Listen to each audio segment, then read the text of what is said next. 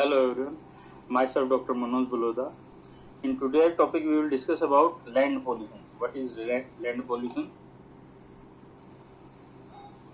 It is unit 4 of DMLT second year students according to Rajasthan Paramedical Policy. In land pollution we will discuss about definitions of land pollution, effects of land pollution and prevention. Next topic is soil conservation, land erosion and afforestation. We will discuss all these in the land pollution in environmental studies. First, a definition, effects and prevention of land pollution. What is definition of land pollution? It is a contamination or destruction of the earth or land surface, generally due to human activities and misuse of land resources or through natural process.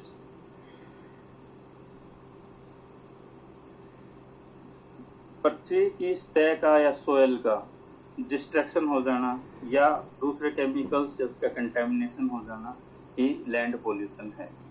ये natural भी हो सकता है and mostly due to human activities के कारण होता है। इसके काजेज क्या हैं? Causes of land pollution mainly are deforestation, मतलब cutting of plants, urbanisation, cities का डेवलप होना, एग्रीकल्चर फील्ड्स वगैरह का खत्म हो जाना, construction of buildings etcetera, industry, minings, fillings of land, consequent erosions, illegal dumping of waste and nuclear hazardous materials. These are the main causes of land pollution. Now what are the effects of land pollution? Land pollution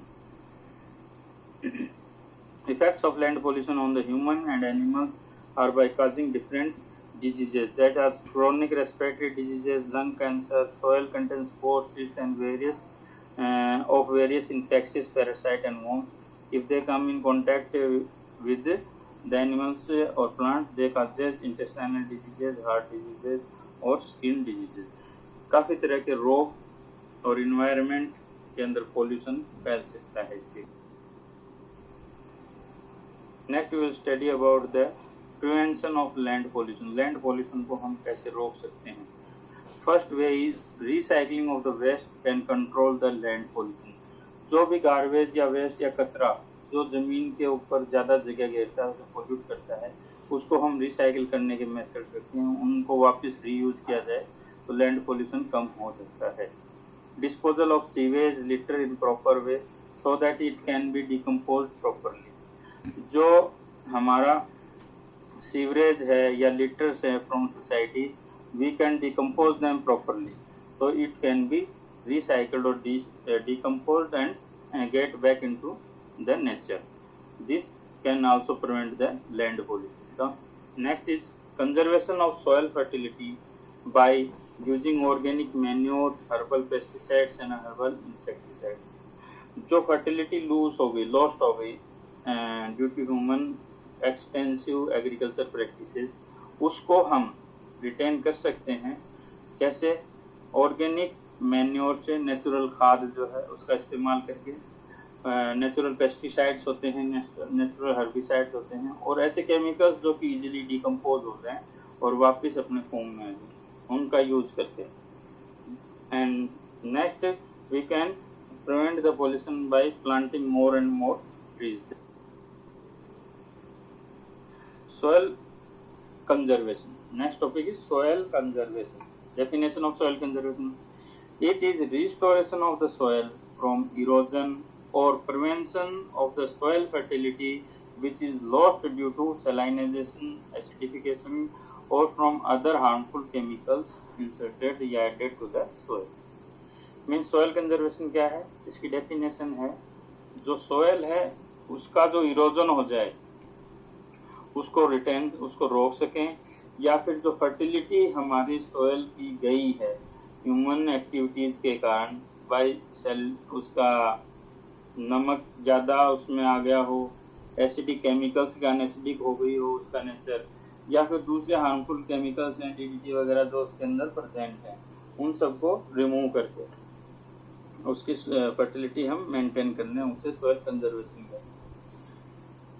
इसके मुख्य methods हैं, that is various methods of soil conservation. कुछ method हैं जिनसे हम अपने fertility maintain कर सकते हैं या इरोजन को रोक सकते हैं। दोनों काम इसमें होते हैं। फर्स्ट है terrace farming. Terrace farming, it is the old and traditional technique of the farming practice on the mountain slope region. Soil erosion is controlled by making the soil barriers.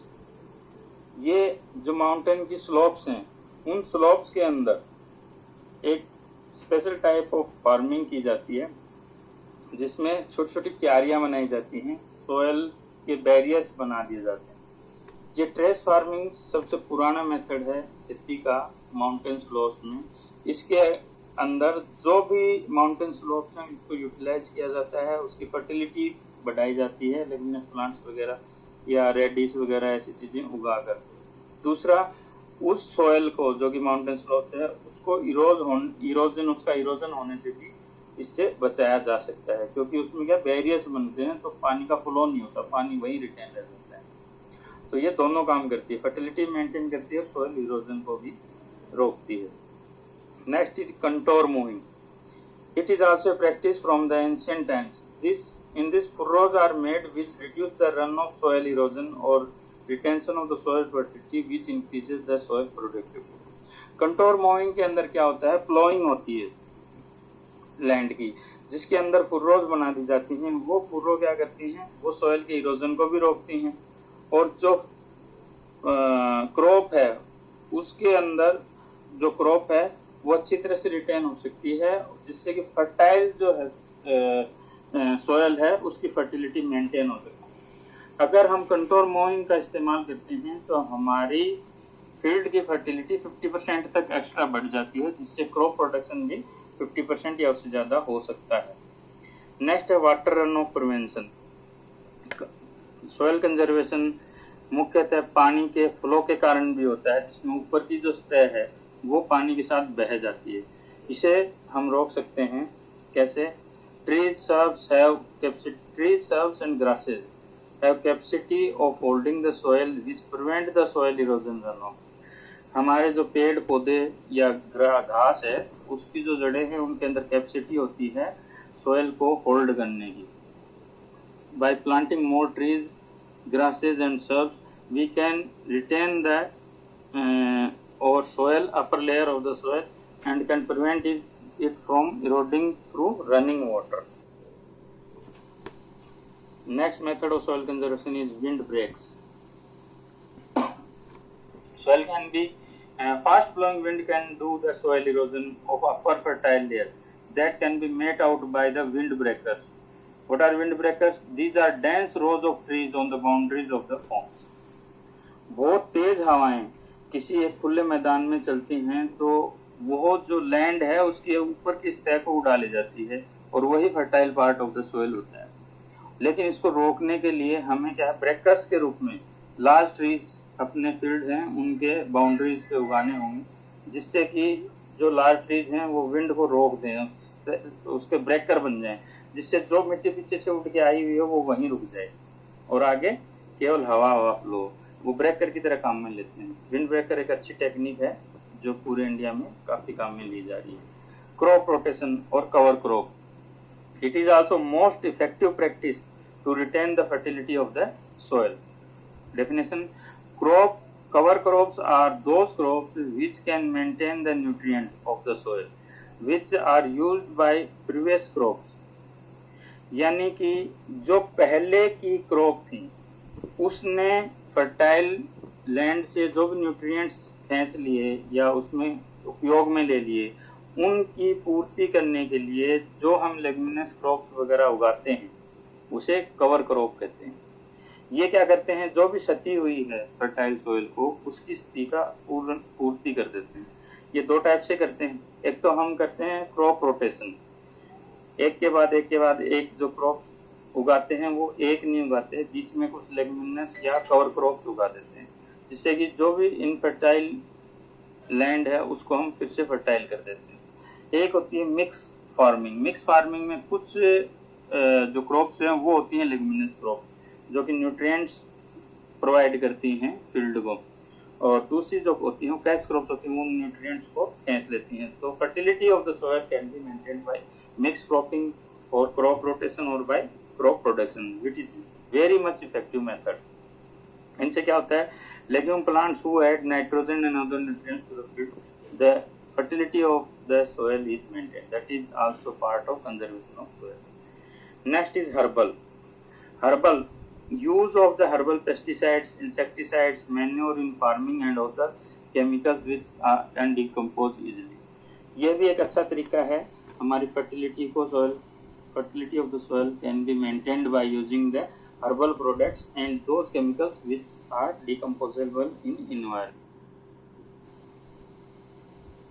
Next topic is land erosion और soil erosion.